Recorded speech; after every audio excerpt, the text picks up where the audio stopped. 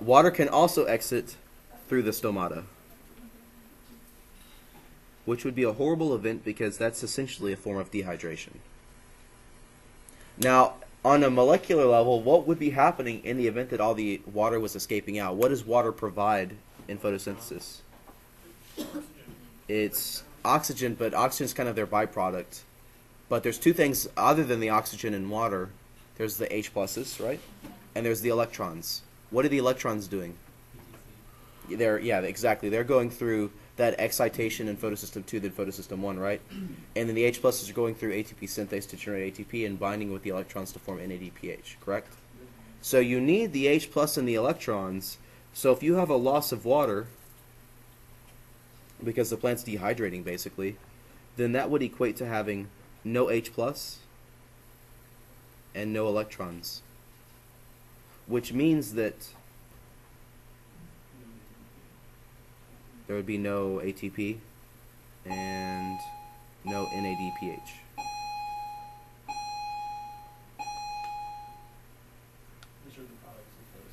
Which are the products of the light reactions, which means that there would be no Calvin cycle. No sugar would be formed because you don't have the power required to run that Calvin cycle. So basically I've outlined here a problem, right? You open the stomata too much, excessive water loss, and things go horrible. So I think we have to talk about a way to solve this problem. So we have to talk about a solution.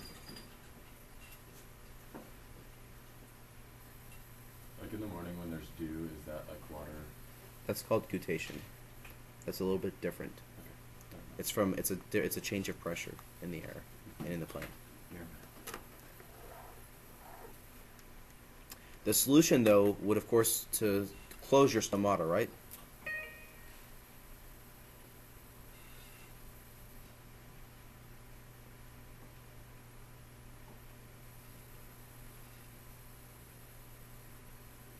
That would be a logical solution because if you close the stomata, you're closing up the opening that the water is escaping from, correct? Or from which the water is escaping. Don't end a sentence with a preposition. True. Correct? Yes. Okay. But this actually causes another problem. What is that other problem? CO2. The O2 builds up, that's a problem, and the CO2 becomes a limit. So this causes a new problem. This causes a lack of CO2, which will also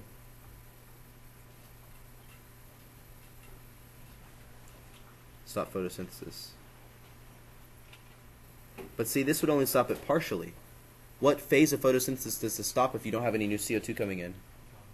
Right, it really stops photosynthesis, specifically the Calvin cycle. So can you still do the light reactions this way? And you can save your NADPH and your ATP for later, and then burn that NADPH and ATP when you're doing Calvin cycle at a later time. Cool? Now, this problem of excessive water loss is experienced by just a few plants. Not every plant has this issue. A lot of plants don't. A majority of them, and I would say, and I don't know 100% for sure, but I would say like 95% at least, don't have this problem. So 95% of them are going to fit into a category of not really needing to do anything special here. We call those types of plants the ones that are common, normal, C3 plants. This is the most common form of carbon fixation.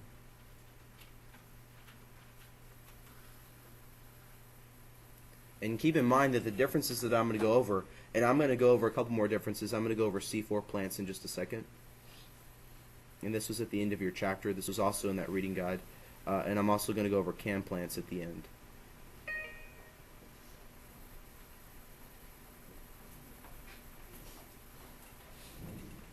But regardless of the type, one thing that I think is important for us to see is that the light reactions aren't changing at all.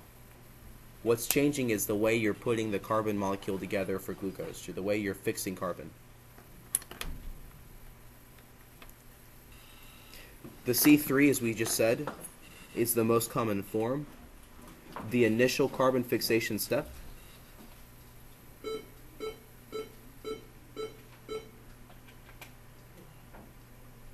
occurs because of rubisco. Remember, that was the important starting ingredient. And in the end, C3 photosynthesis is going to form a 3-carbon sugar.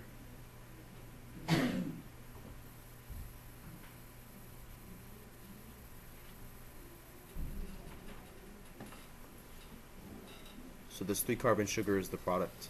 That's why it's called C3. Now, taking that idea and bringing it forward into C4, how many carbons long do you think this C4 plant would be producing? Yeah, their sugar would be 4 carbons long. So how many CO2s would you have to incorporate? Yeah. So in a C4 plant, you incorporate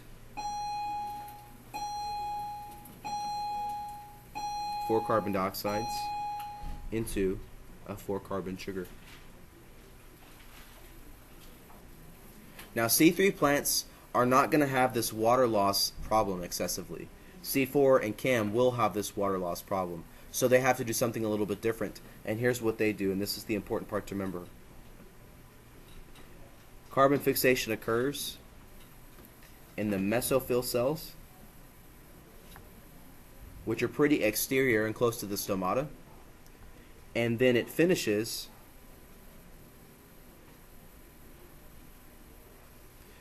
in a more interior set of cells called the bundle sheath cells.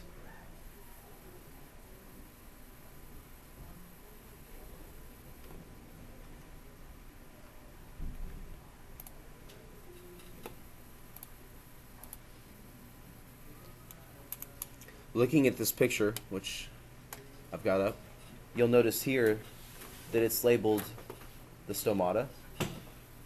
You've got your, what type of cells are those? Mesophyll. More exterior, correct? And then more interior would be the bundle sheath cells. Now remember, what's the opening that's losing the water? Stomata. So you would want to kind of get away from that stomata. That's kind of what, which means their stomata is closed during the day.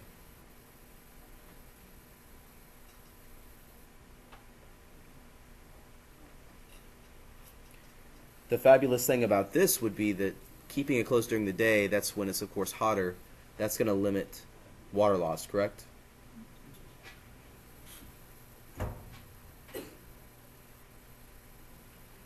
Now you'll notice that you are opening and closing the stomata at different times, correct? Which means that we don't have a spatial separation here, we actually have a temporal separation of steps here.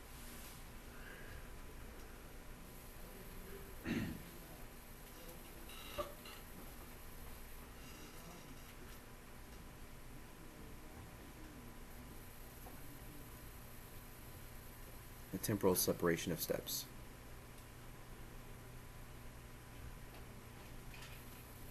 So you do this at different locations. Cool? Locations as far as like day and night.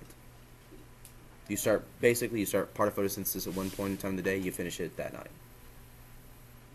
Whereas in C4 plants, you just do it in different parts of the leaf. So can plants give up their ability to photosynthesize full time? So it doesn't it only runs part time. In the case of like CAM plants, Yeah, there's sacrificing. they're basically, yeah, exactly. So Rather like than- their output is not near as quick as maybe C3 would be. It's like C3 can photosynthesize as long as like everything, as long as the environmental conditions are good. You know, it's not like a crazy weird day. But these CAM plants, they really have to pace themselves because they run part of their machinery in day and then the rest of it at night. And basically, so the light and dark reactions are literally separated into light and dark. Whereas in C3 and C4 plants, the light versus dark is not necessarily, like you can run the dark reactions of the Calvin cycle during the day for these guys. But in the CAM plants, it's literally a separation of time, light versus dark. Someone asked in first period of naming some examples of each of these. For C3 plants, if you think about almost anything, it's going to be a C3 plant. As far as I can think of, anything in the local area is going to be a C3 plant. I couldn't even think of a C4 that's around these parts. As far as a C4, a good example of a C4 plant is sugarcane. And a good example of a CAM plant is going to be a pineapple would be a good one, I guess.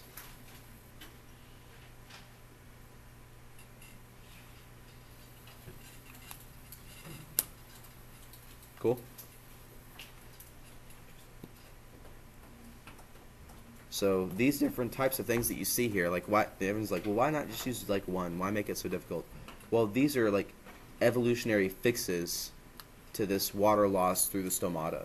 And as you can see, water loss isn't, you know, you're like, well, so what? It can get more water. Well, not really. Not as quickly as you can. And it needs that water to start the entire process. Because remember, once you excite that first electron and it's no longer there, you need more electrons. You need to break down water first thing almost in photosystem 2. So if water's not there, then you can kiss the rest of this goodbye. So these are ways, mechanisms of saving the water. Yes, ma'am? Why don't the C3 plants use It's probably the environment that they're in. The environment that they're in is not huge on water loss. I think it's more they still lose water, but they have enough water in the ground that they can take in, so that it doesn't matter. Right. I mean, it's essentially like it is environmental like pressures. I mean, it could be that they are in a hot environment, but there's enough water, there's enough pressure basically